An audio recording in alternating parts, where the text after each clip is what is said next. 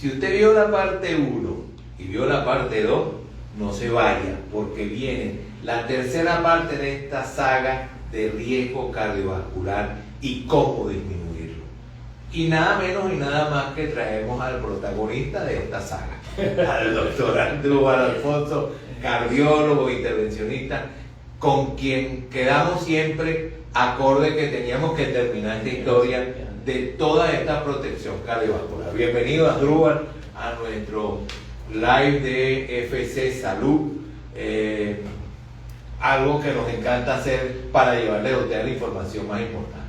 Hoy vamos a hablar, o hoy va a hablar Asdrúbal, yo voy a intentar de no interrumpirlo, acerca de esas enfermedades o esos riesgos cardiovasculares que aparecen, que son diferentes a los que hemos venido hablando. Hemos hablado de diabetes, hemos hablado de hipertensión, tabaquismo, alcoholismo, obesidad.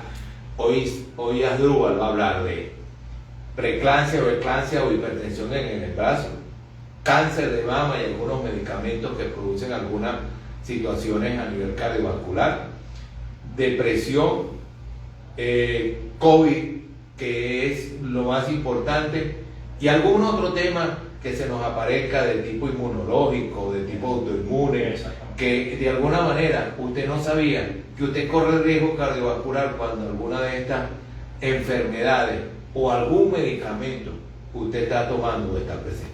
Asdrúbal, no hablo más. Bueno, muchas gracias por la invitación.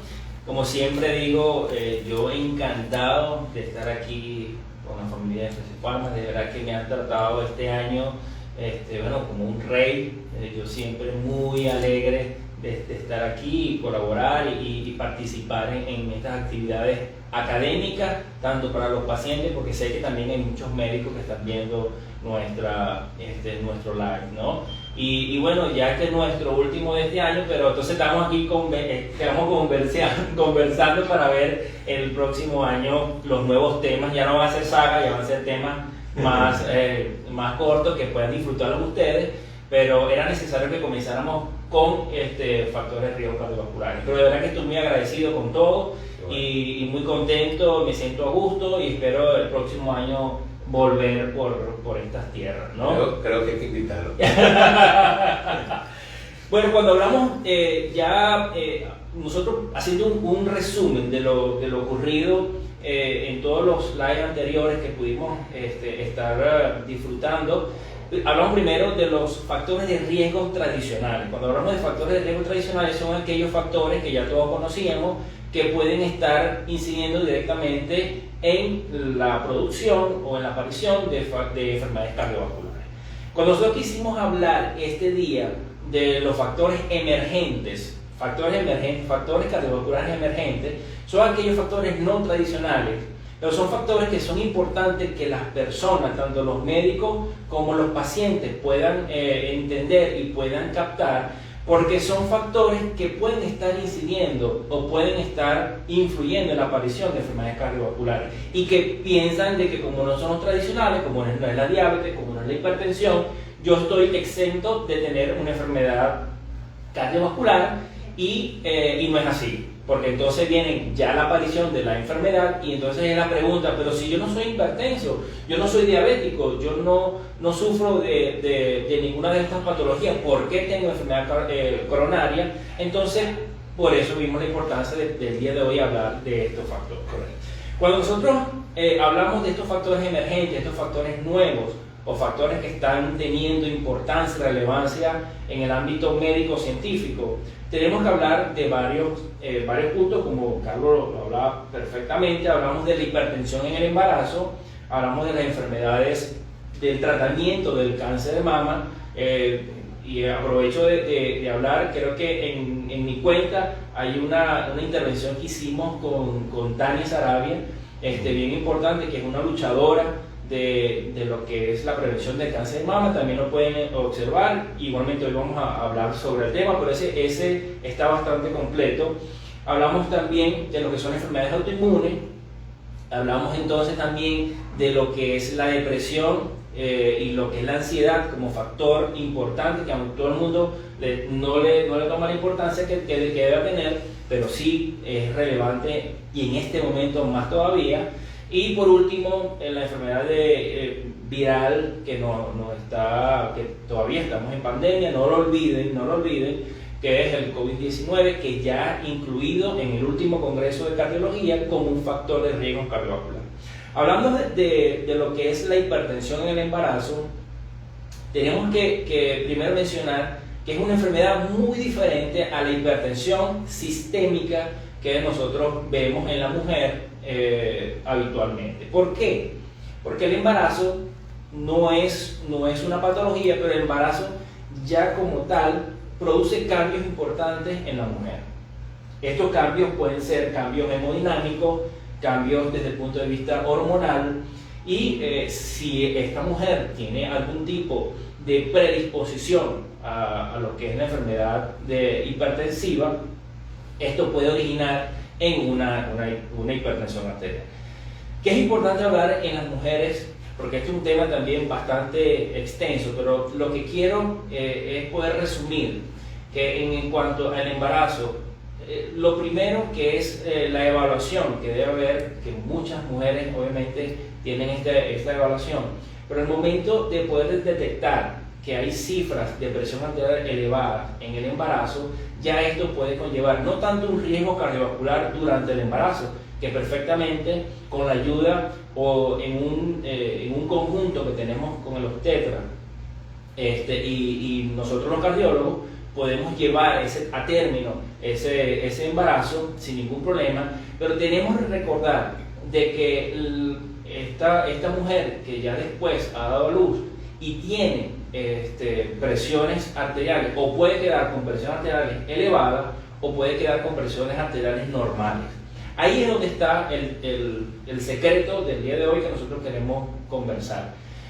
Siempre tiene que después en el puerperio, en el posparto, tiene que ser evaluada, y después al año hacer un seguimiento estricto a estas mujeres que tuvieron este problema de hipertensión, sea tanto preeclampsia como eclampsia, ¿ok? Porque muchos, y es otro dato importante, que muchas mujeres, no, pero yo lo que tuve fue una preeclampsia, ¿ok?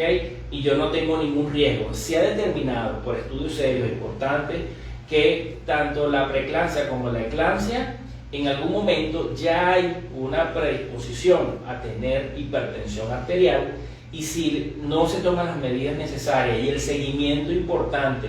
Recuerden que el seguimiento que nosotros hacemos en la consulta no es solamente tomar presión arterial durante el consultorio. En las mujeres embarazadas o después del embarazo, hay unos estudios que se llaman el MAPA, o el monitoreo ambulatorio de presión arterial.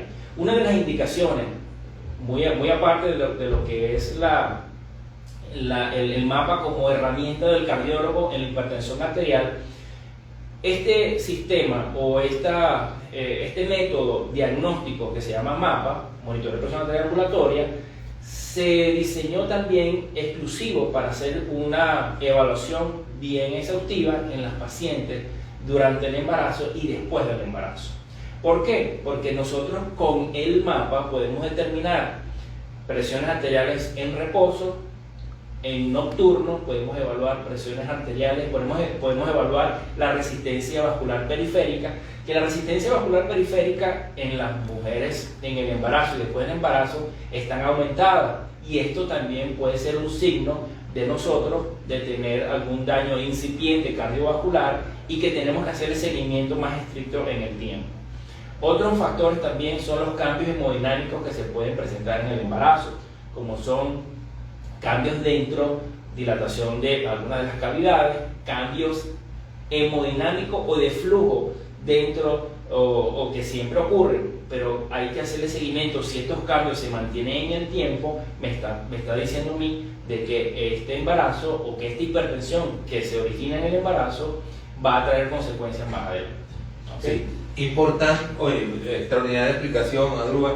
Y hay algo que quiero sumarle a esto para que la gente, esta mujer que tuvo una preeclampsia o una eclampsia, que le apareció una hipertensión que no lo sabía y que es producto de la concepción, en lo que el muchacho sale, probablemente se acaba, pero no se acaba. ahí es donde viene este estudio, donde hay que hacer el seguimiento. Y acuérdense que la hipertensión lo llaman el asesino silencioso, porque no te da síntomas. Te dio síntomas durante el embarazo, porque había un muchacho apretando todo el área, y al apretar todo el área, por supuesto, sube la presión arterial y todo, las cavidades que tú estás hablando, es decir, las aurículas, los ventrículos pueden deformarse por una acción de presión aumentada y eso.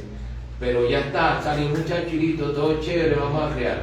No, cuidado, ahí es donde hay que irse a hacer estudios de presión arterial, monitoreo ambulatorio, hacerse hasta un Holter si fuera necesario, etcétera, etcétera, porque ya hay un diagnóstico de hipertensión que apareció en ese momento, pero puede ser que haya estado antes. Exactamente. Y va a quedar. Sí, porque uno de los puntos importantes es este antecedente que pueda tener esta mujer que está embarazada, puede tener antecedentes genéticos de hipertensión arterial y que se manifiestan y se expresan o se sobreexpresan durante el embarazo. Hay pacientes, y nosotros lo hemos visto en la consulta con mucha frecuencia, de mujeres que tuvieron preeclampsia o una eclampsia o aumento de la presión arterial durante el embarazo. Sus hijos ya tienen 2 años, 3 años, y cuando comienzan con episodios de presión arterial elevada o con hipertensión arterial, uno hace el interrogatorio y la única manifestación, porque no tienen dislipidemia, no son fumadoras, no son diabéticas, no tienen, el único antecedente es aumento de la presión arterial en el embarazo, y que su antecedente, su madre, sus padres son hipertensos. Sí. Entonces, por eso la importancia del día de hoy hablar. Si tú has tenido un problema de hipertensión en el embarazo, es necesario o es importante acudir al cardiólogo para hacer una evaluación exhaustiva y no consultar ya cuando vienen las manifestaciones o ya está establecida una hipertensión. Es más complicado entonces buscar la solución. Nos vamos para cáncer de mama. Sí. Otro aspecto para poder trabajar con el tiempo, porque como que va a haber cuarta. Sí, me dijeron que tenía un problema, que no hablaba poco, que tenía que hablar un poquito más, entonces vamos a entender un poquito más. No, mentira. Cuando hablamos de cáncer de mama, estamos viendo con muy buena vista que el tratamiento de cáncer de mama son tratamientos muy efectivos, pero nos dimos cuenta en el tiempo que este tratamiento para el cáncer de mama afecta directamente el corazón, ¿ok? Lastimosamente hemos visto pacientes, y una de mis pacientes que de verdad muy preferida y tuve un gran cariño fue la hermana de Tania, que ella fue un ejemplo porque la hermana de Tania no tenía enfermedades preexistentes, no era hipertensa, no era diabética, y tuvo una miocardiopatía dilatada por los medicamentos por el cáncer de mama. De ahí la relación que tenemos con ellos. Sin embargo, es importante que aquellas mujeres que están sometidas a tratamiento farmacológico, recuerden que el tratamiento farmacológico tenemos que saber primero, ya ahorita ya existe un vínculo entre el oncólogo y el cardiólogo. De hecho, ya existe la especialidad que se llama cardio-oncología, ¿okay? Que la cardio-oncología es una rama de la cardiología que se encarga de poder evaluar y poder predecir en el tiempo y tratar aquellas complicaciones que se originan derivadas al tratamiento para el cáncer de mama, ¿okay? Sí, por la quimioterapia. Sabemos nosotros que muchas de estas quimioterapias afectan el endotelio, afectan directamente al músculo cardíaco y pueden presentarse o puede originar 3 patologías muy frecuentemente. Trastornos del ritmo, cuando hablamos de trastornos del ritmo, pueden ser arritmia, fibrilación auricular, pueden ser taquicardias supraventriculares o taquicardias ventriculares. También existe una patología que es la más de nosotros más temida, que es la enfermedad coronaria. También está demostrado que estos productos a la larga pueden producir enfermedad coronaria y enfermedad del músculo cardíaco, que puede conllevar o puede derivar a lo que es una miocardiopatía dilatada o dilatación del ventrículo izquierdo. La insuficiencia cardíaca. Y la insuficiencia cardíaca. Entonces, no queremos que nuestras bellas damas, después de haber pasado o haber superado un cáncer de mama, después queden entonces con alguna enfermedad cardiovascular que sí son bastante incapacitantes, obviamente también la enfermedad, el cáncer de mama. ¿Cómo hacer? Es la pregunta, ¿cómo hacer para poder nosotros evitar estas complicaciones? Bueno, lo primero es acudir al cardiólogo. Si usted... Los dos médicos. Sí, que estén juntos. Hay un matrimonio que nadie pensó que iba a existir, que era entre el oncólogo y el cardiólogo. Ahora tenemos también muy buenas referencias de muchos oncólogos en Caracas, que ya entendieron que es un binomio que debe existir, y lo hemos hecho de muy buena manera, muy bonita la interacción que hemos tenido con los oncólogos, porque entonces ya ellos entienden que por lo menos para poder indicar alguno de estos tratamientos novedosos para el cáncer de mama, solicitan un ecocardiograma que anteriormente no lo hacían. Y ahora nosotros con el ecocardiograma podemos evaluar la función sistólica del ventrículo izquierdo. La función sistólica significa la contracción, ¿okay?, de ese corazón. Podemos evaluar si existe o no existe una hipertrofia ventricular, que es el agrandamiento de ese músculo cardíaco. Exactamente, podemos evaluar el ritmo a través de un Holter. Tenemos herramientas importantes que nosotros le podemos decir, y de hecho ya hay unos protocolos establecidos para antes, durante y después de la quimioterapia. Entonces, si usted está ahorita en tratamiento por quimioterapia y no ha ido al cardiólogo, mi recomendación es que debe consultar con su oncólogo y decirle de que es importante una visita al cardiólogo. Voy a tratar de explicarle rapidito más o menos lo que ha expuesto Asdrúbal. Estos medicamentos lo que hacen es, imagínense una liga, y usted agarra la liga y la estira. Llega un momento en que cuando usted la suelta, la liga no vuelve a ser la misma, quedó estirada. A su corazón más o menos le pasa lo mismo. Empieza a trabajar volúmenes diferentes, porque aumenta la presión o porque hay la parte eléctrica deja de funcionar como es, entonces resulta que no hace tum tum, sino que hace tum tum tum tum tum, y entonces pierde el ritmo, y de alguna manera el corazón, entonces esa bomba empieza a trabajar de forma diferente. Lo primero que hace un músculo cuando uno le hace un ejercicio diferente es que se engrosa, y él se engrosa, pero luego que se engrosa no puede manejar los 5 litros, y entonces como no lo puede manejar, se distiende, y esa es la cardiopatía dilatada de la cual Asdrúbal habla. El corazón se pone así como flácido, entonces no tiene fuerza para bombear, es como la liga estirada, ya no vuelve a su sitio. Entonces usted quiere peinarse y no puede porque no le da la vida para... Entonces eso es tratable, parable, detenible, o postergable, para poner la palabra correcta. Yo puedo hacer que usted llegue más allá si usted tiene un buen tratamiento por un cardiólogo y se salvó del cáncer, y se salvó de un infarto o de quedar postradito en una silla ahí así que no se puede ni mover. Muy bien. Y fueron buenas las clases de cardiología. Bueno, sí, estás aprendiendo bastante. Mira, y lo que estás comentando, creo que es vital que llegue este mensaje a todos ustedes. Nosotros, si hacemos un diagnóstico preventivo a tiempo, podemos evitar que muchas de ustedes, estas bellas damas que están ahorita atravesando un problema de cáncer de mama, puedan tener un daño a futuro del corazón, porque es perfectamente predecible. Hay otros casos que, bueno, yo siempre digo, el cuerpo humano es perfecto y es muy variable, somos seres únicos e irrepetibles. Sin embargo, tenemos herramientas para poder nosotros predecir con buena sensibilidad y especificidad algunos daños que puedan hacer en el futuro. Y el principio fundamental de FC Salud es prevención. Por eso nosotros nos sentamos aquí a hablarle a usted de todas las patologías que ustedes quieran, y vendrán muchas más el año que viene, pero la idea es que usted aprenda de ellas para que sepa cómo tiene que avanzar. Hemos avanzado con 2 temas: cáncer de mama y con eclampsia y preeclampsia. Tenemos preguntas. Nos vamos con Gerardo.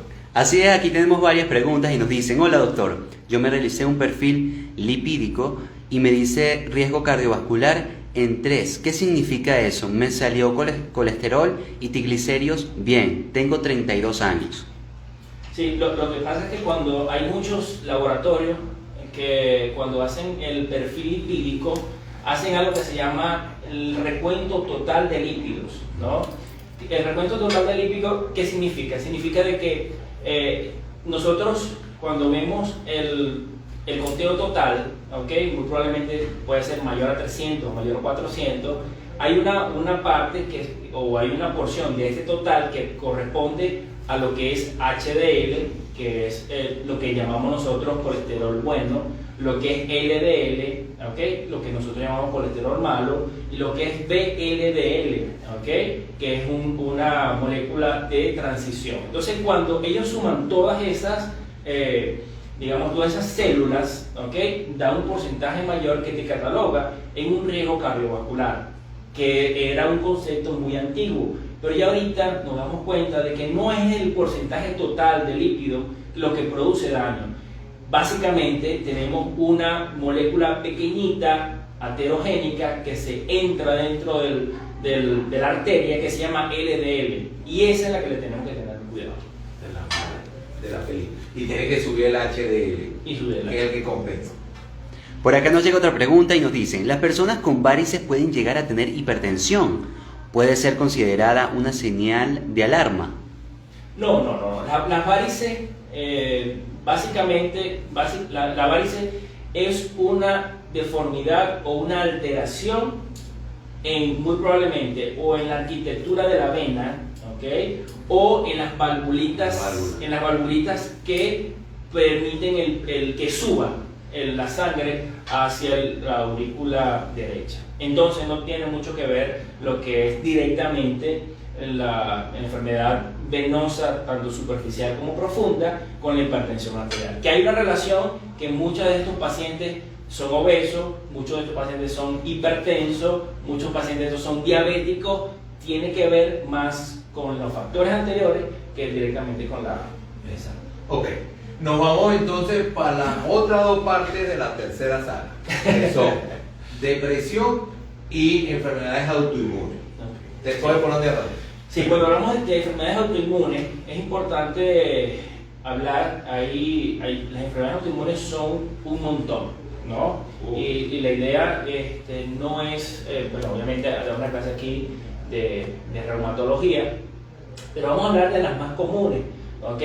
Como son las enfermedades tiroideas. Las enfermedades tiroideas son una de las principales trastornos que pueden provocar también hipertensión arterial, pueden provocar también, no es tanto hipertensión arterial, cuando hay trastornos, ¿okay? Tiroideos, se puede expresar en daños en microcirculación, y este daño de la microcirculación puede estar también muy probablemente en relación con enfermedad coronaria. ¿Qué le quiero decir? La enfermedad autoinmune, dependiendo de, como les digo, la intención no es dar una clase de endocrinología y reumatología, sino que podamos detectar si usted es un paciente, ¿okay? Y lo he visto en la consulta muy frecuentemente. Doctor, tengo un problema de hipotiroidismo y no consulto al endocrino porque me puso el Eutirox o me puso el tratamiento para el hipotiroidismo, y no he consultado en 5 años, en 6 años. Y regresan a la consulta porque está hipertenso, porque tiene problemas de trastornos eléctricos del corazón. Y esto, recuerden que también, ¿por qué nosotros en los pacientes con enfermedades autoinmunes somos muy cuidadosos con los trastornos del ritmo? Porque hay algo que se llama miocardiopatía, o por taquicardia o por arritmia, ¿okay? Que esto puede provocar daño en el músculo cardíaco, y lo que estamos conversando, dilatación al final del cuento, dilatación del ventrículo izquierdo. Entonces, por eso que nosotros en los pacientes con enfermedad autoinmune, y especialmente en estos pacientes con hipotiroidismo, estamos muy pendientes de evaluar con su holter de ritmo 24 horas si no aparecen taquicardias supraventriculares, si no hay fibrilación auricular, si ese ritmo que comentaba Carlos, que yo siempre les hago esta similitud, el ritmo normal es como una ópera, como una música clásica, donde todo el mundo está acompasado. Cuando hablamos de una arritmia o pérdida de la ritmicidad de esta frecuencia o de este latido cardíaco, es como si fuese un reggaetón.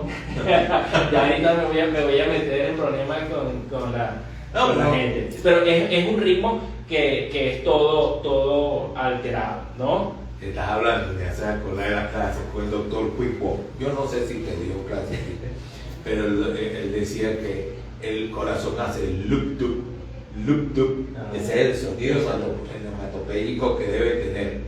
Cuando hace loop-dup-dup, ahí hay una arritmia. Y cuando hay arritmia, se pierde el ritmo. Y imagínense una bomba de agua que de repente bombea y se para. Entonces ahí viene un desastre. Y eso puede ser alterado por hormonas o por algún tipo de mensaje que mandan otros órganos, como es lo que está explicando Andrés. Entonces, de alguna manera, si yo tengo un problema tiroideo, yo no me puedo sentar como tú dices. No tengo 3 años que no voy a hablar de endocrinólogo y dejé de tomar el medicamento ese porque era muy caro, pero está jugando con su vida. Es así. Está jugando con su vida. Y vemos como estos pacientes que tienen problemas tanto... Hay otro punto que tenemos que tocar muy brevemente en los pacientes con enfermedades autoinmunes, también derivado del tratamiento. O podemos dividir el paciente que tiene ya en enfermedad autoinmune o no conoce que tiene enfermedad autoinmune, que necesita tratamiento, un reemplazo hormonal, y que esto puede corregir en una gran oportunidad temas de hipertensión y trastorno del ritmo o arritmia como tal. Pero tenemos también otros pacientes que tienen patologías cardiovasculares asociadas al tratamiento. Así como en el cáncer de mama, también en los pacientes autoinmunes tenemos nosotros que estar muy pendientes, y por eso también que nosotros tenemos muy buena relación con los endocrinos y con los reumatólogos, porque el tratamiento que ellos están utilizando también hay que evaluarlo fielmente para poder saber si aparecen arritmias, si hay alguna disminución de la función sistólica del ventrículo izquierdo, para poder decir cambiar el medicamento o utilizar otro. Por ejemplo, los esteroides a grandes dosis también producen trastornos hipertensivos, trastornos a nivel de lo que es el músculo cardíaco, y tenemos que estar nosotros muy pendientes de cuál es el tratamiento, cuáles son las dosis y cuáles son los síntomas que están teniendo. Sin embargo, yo sé y hemos también con beneplácito que los endocrinos y los cardiólogos nos envían muchos pacientes para su evaluación, y es una buena forma de poder hacer una sana medicina. Pero si usted que está ahí, está viendo este live, tiene algún problema endocrino, un problema autoinmune, y no ha asistido ni a su médico tratante ni a su cardiólogo, corra, porque tiene que ser evaluado. Al terminar el live vaya a su médico. Sí, pero es bien importante lo que está diciendo Andrés.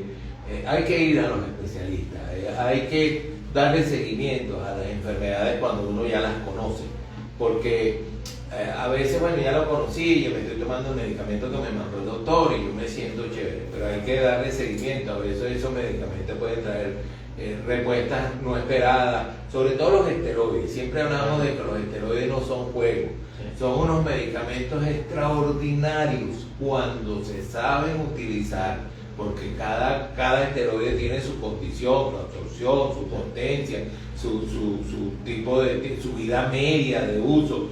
A veces asusta. Yo siempre pongo el ejemplo de que el dipropionato de betametasona se pone así, tú sabes, deportivamente, ¿no? Y no, me puse uno hoy, me pongo otro la semana que viene, y después la persona empieza, estoy hinchado, tengo la tensión arterial alta, claro, está acumulando agua. Entonces, al acumular agua, usted empieza a tener, en vez de 5 litros, son 6 litros, ese pobre corazón está tratando de ver cómo bombea, y entonces empiezan las arritmias. Y todo eso es ya ni sencillamente porque yo fui a la farmacia y le dije que tengo un dolor, póngase el dolor. Así de sencillo pasa. y póngase este esteroide, póngase esta inyección, además se la pongo yo aquí, rapum, y resulta que usted está cometiendo una iatrogenia, usted está haciendo un desastre, se le quitó el dolor, pero el corazón está sufriendo. Bueno, no sé si tienes otra enfermedad autoinmune. Bueno, no, yo creo que tienes reumatólogo por artritis, sí. Endocrino por tiroides, nos vamos a la parte de la tristeza y la depresión. O de la ansiedad, sí. Porque los extremos son, ¿cómo se llama? Graves. Sí. Ni yin ni yang. Sí. Bueno, para nadie es un secreto que este año ha sido bastante complejo. Me va a hacer llorar. Sí, bastante complejo y duro para todos nosotros. Yo le decía hoy a alguien, el 31 a las 12 gritemos duro todo Yumanji. Sí. Qué año más difícil, falta poco. Tenga paciencia. Yo le comentaba ayer a un paciente, le digo, mira, estas son las hallacas este año más sabrosas que nos vamos a comer. ¿Por qué? Porque es el premio que tenemos nosotros de haber superado un año con muchas dificultades y muchas adversidades. Cuando usted se come esa hallaca, es el premio que le está dando Dios por haber resistido y por haber llegado hasta hoy. Hay una gran cantidad de personas que no llegaron, ¿ok? Y que tuvieron o están muy mal en este momento o quedaron con secuelas muy graves de la enfermedad. Sin embargo, la ansiedad, yo estuve, digamos, todo este año luchando con una enemiga llamada ansiedad y depresión. Obviamente los niveles de ansiedad que se producen, tanto y lo hablamos en muchos programas que a bien nos tuvieron a invitar, hablamos del momento de la cuarentena, el momento de quedarse en las casas, eso produjo niveles de ansiedad bien importantes. Pero ¿qué relación tiene la ansiedad, la depresión, las enfermedades cardiovasculares? La Organización Mundial de la Salud demostró y pudo implementar que estos son enfermedades. Cuando hablamos de un estado de ansiedad, un estado de depresión, estamos hablando de una enfermedad que puede conllevar a otra enfermedad que es enfermedad cardiovascular. Le voy a poner un ejemplo muy básico. Cuando ustedes están, sea los dos extremos, muy alegres, ¿okay? O están muy tristes, ustedes saben de que están en esa actividad porque hay dos órganos que se activan. El corazón, porque aumenta la frecuencia cardíaca, ¿okay? A veces yo le decía, cuando tú estabas enamorado, Carlos, ¿okay? ¿Cómo sabías que estabas enamorado? Porque el corazoncito que aumentaba la frecuencia cardíaca y sentían aumento del peristaltismo en el estómago, lo que llamaban las maripositas, ¿no? Que esas maripositas no son que el aumento del peristaltismo del estómago producto de la adrenalina, ¿okay? Nosotros tenemos unas glándulas suprarrenales, que estas glándulas suprarrenales son las que producen una serie de sustancias, para no meterme entre ellas la adrenalina, que es la que estimula el corazón. Acelera. ¿Okay? Acelera el corazón, produce vasoconstricción, aumento de la presión arterial. Es la sustancia que se segrega cuando estamos en una posición de alerta, de susto, como cuando uno se va a preparar a correr y todo. Esa es la sustancia, entonces esa te acelera el corazón. Ahora vas a imaginarte estando tú desde marzo en alerta. ¿Okay? Entonces, ¿qué pasa? Comienza la hipertensión arterial, vemos hipertensión arterial en pacientes jóvenes, en pacientes ya hipertensos que toman tratamiento con crisis hipertensiva, con mal control de la presión arterial. Vemos también estos pacientes con trastorno del ritmo, con arritmia en este caso. Entonces, por esta sencilla razón que hemos estado hablando, la ansiedad y la depresión producen enfermedades cardiovasculares. Sí. Hay preguntas, Gerardo. Así es, por acá nos llega una pregunta que va a complementar mucho lo que están hablando. Por acá nos dice el usuario: sufro de ansiedad y ataques de pánico. ¿Eso afecta o puede producir una enfermedad coronaria? Sí.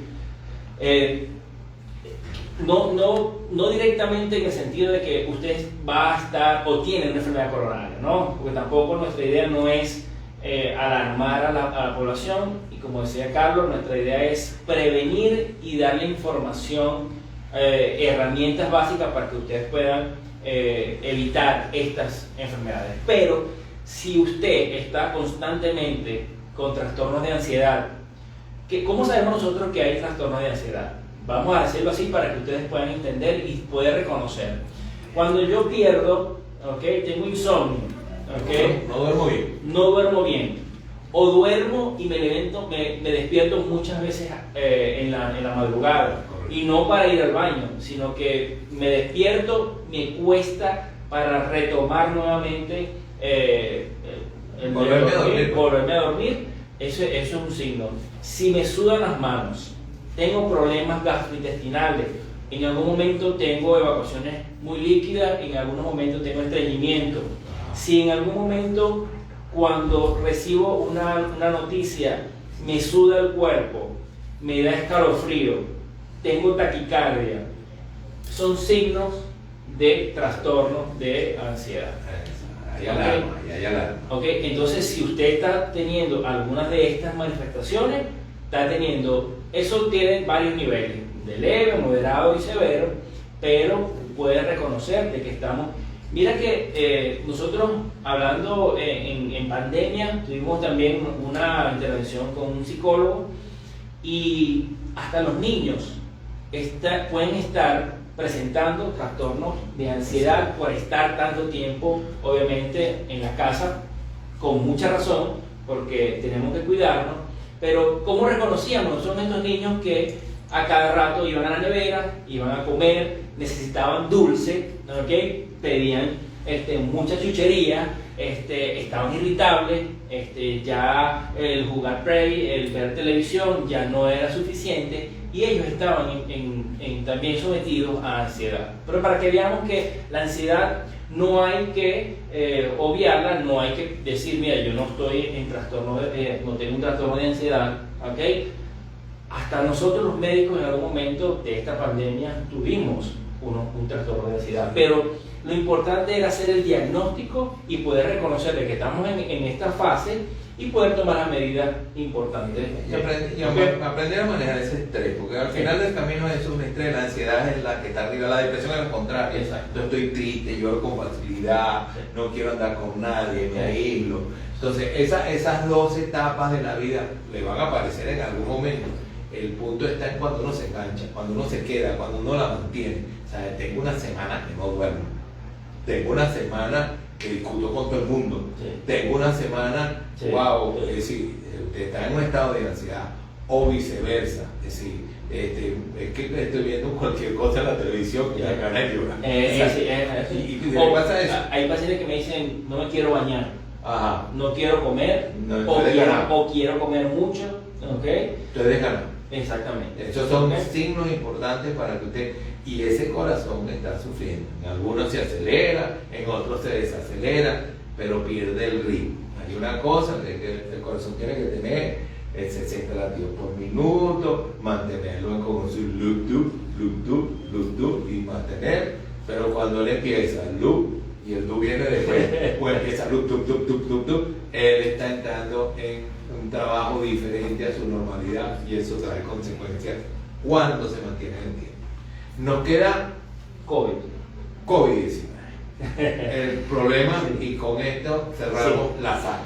Bueno, cuando hablamos de COVID, el último congreso de cardiología recientemente hablaron de introducir la enfermedad viral tipo COVID-19 como un factor de riesgo cardiovascular. ¿Qué quiere decir? Aquellas personas que tuvieron COVID o que tienen COVID tienen un porcentaje o un factor de riesgo de tener enfermedad. Recuerden ustedes que el COVID en el corazón puede afectar el músculo, puede afectar el pericardio y puede afectar las arterias coronarias que pueden producir. Hemos visto, o yo vi este año, varios pacientes después del COVID con infarto, También vi mucha pericarditis, miocarditis, pero que no tenía tiempo, que no veía tanta miocarditis, y trastornos del ritmo,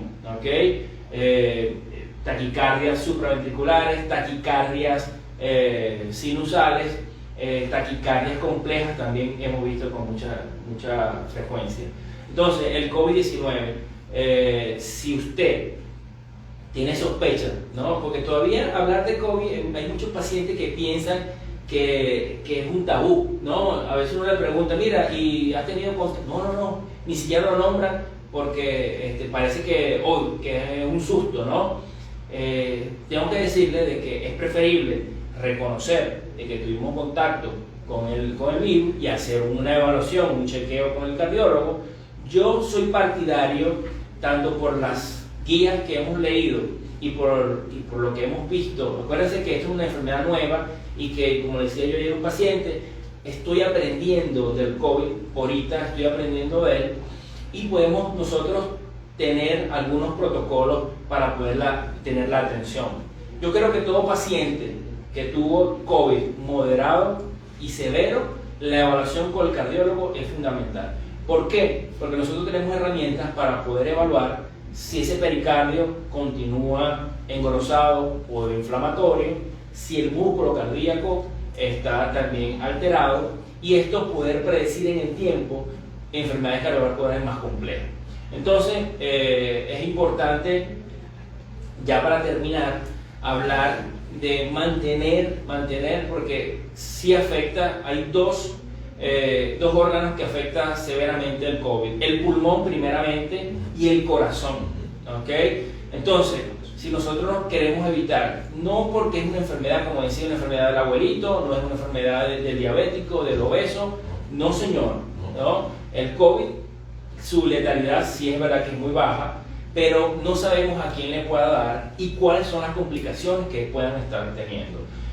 A favor, tenemos que ya salió la vacuna, pero nosotros en Venezuela estamos muy lejos de, o por lo menos en diciembre, de poder tener o adquirir la vacuna. Por eso es que me da mucha tristeza ver los videos, y lo tengo que decir, Carlos, los videos del mercado aquí en Caracas, de la gente sin tapabocas y la gente toda apretada tratando de adquirir una prenda de vestir, que la vida es más importante que una prenda de vestir. Y para terminar, yo siempre lo he dicho en toda si usted ama a su ser querido, usted lo protege. Y la mejor forma de hacerle protección a su ser querido es quedándose en su casa y evitando llevar ese COVID a la casa.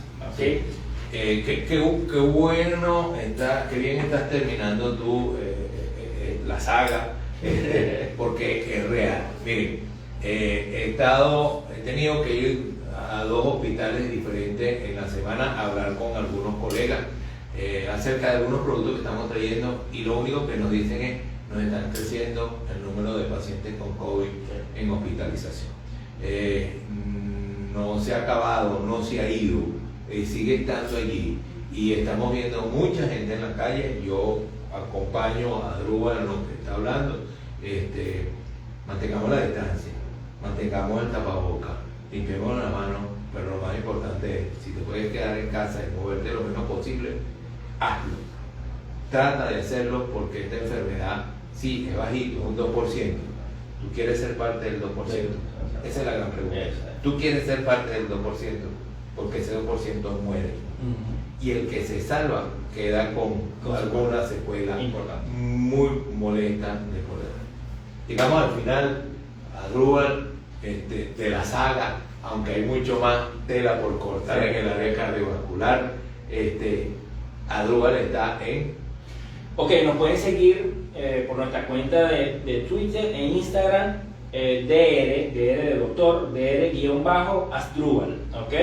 Por ahí nosotros estamos respondiendo todas las preguntas, las necesidades. Si ya por este año lamentablemente cerramos la agenda de consulta, pero igualmente ya se está abriendo las consultas para el próximo año.